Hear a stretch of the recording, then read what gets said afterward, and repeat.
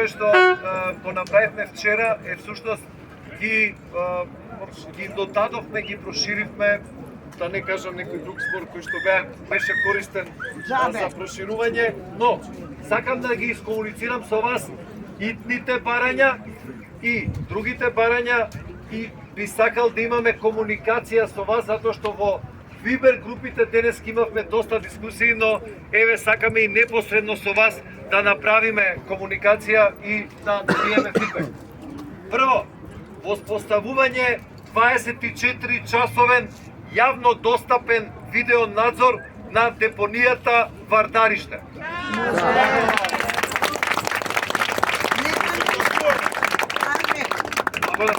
Нема ништа, полиција нема.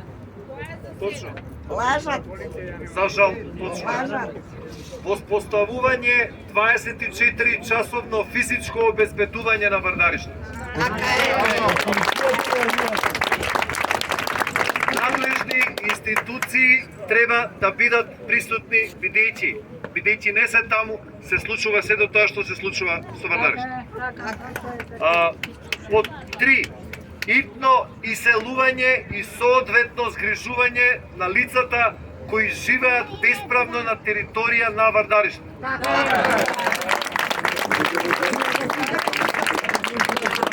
Да намалиме со расизмот. Да. Значи, ние апсолутно ги земаме во обзир сите човекови права, но во основа сакаме тие лица да бидат згрижени соодветно. Немаме против никого, апсолутно напротив. Сакаме да се реши нивниот статус. Четврто, поставување ограда околу Вардариште.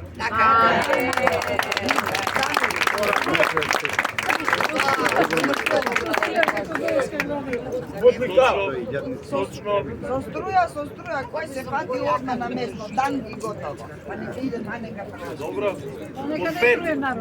Започнување процес за конечно затворање на Вардариште со процес на отплинување, вадење на гасот кој што е сконцентриран доле и извезување на наталожениот отпад во Страсбург.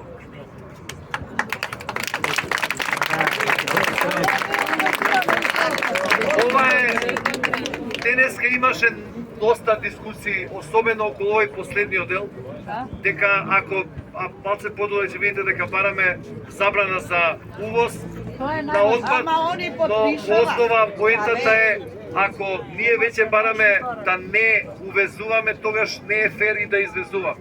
Поентата е што ние сакаме целиот отпад кој што може да се рециклира во Македонија, тоа да се направи, но таму за каде што немаме инсталации, немаме стандарди за соодветно третирање, има фирми кои што во други држави го превземаат и безбедно го трансформираат. Така да тоа е идејата. Не е идејата ние да си го решиме проблемот за негде на друго место да направиме проблем, туку сето тоа да биде согласно стандарди.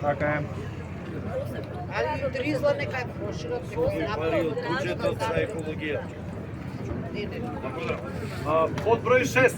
Откривање и казнување на подпалувачите и организаторите на пожарите.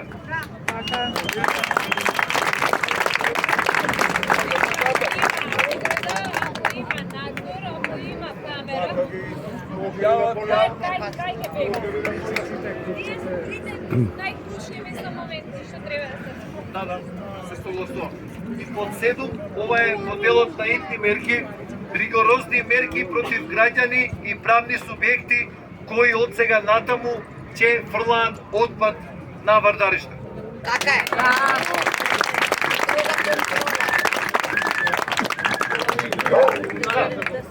Тоа е најлично дело. Само што беше искомуницирано дека 189 фирми регистрирани кои што таму оперираат. Значи лицензирани. Во основа овие итни барања, барем она кое што ние го имаме во овој допис кој што ќе го имаме и со барањата, бараме истите